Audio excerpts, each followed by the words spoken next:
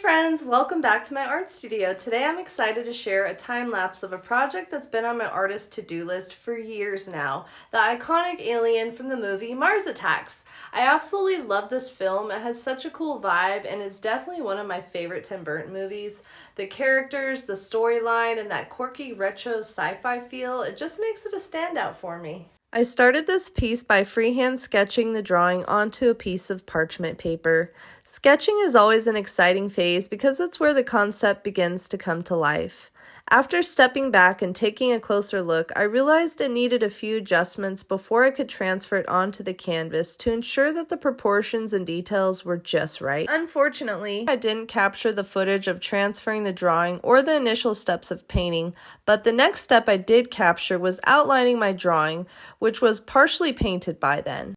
Outlining is probably my least favorite part of the creative process because I'm always so nervous that I'm going to mess it up, and black paint isn't easy to cover up if I do. But it's a necessary step to ensure that the lines stay sharp and clear throughout the painting process, and I really do love how it looks once it's finished. Once the outline was done, I started painting the robe purple. Now, if you've ever seen a Mars Attacks alien, you'll know the robes weren't purple in the movie, but I wanted to put my own spin on this iconic character, so every color I used was neon for this painting. I really love working with neon paint because it adds such a nice, vibrant, dynamic look to the piece. With the robe painted, I moved on to the yellow for the alien's helmet.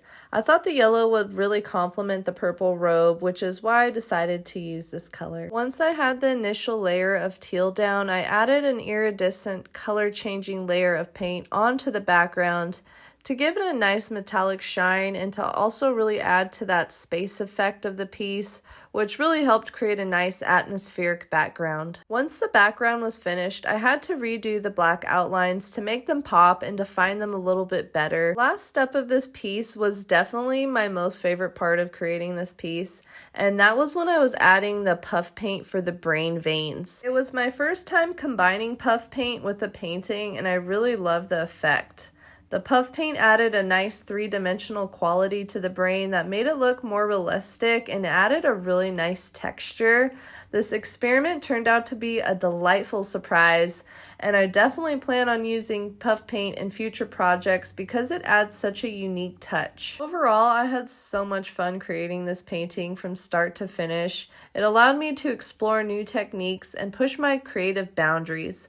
I hope you enjoy watching this time lapse as much as I enjoyed creating it. Seeing this painting come together in fast motion is always so much fun.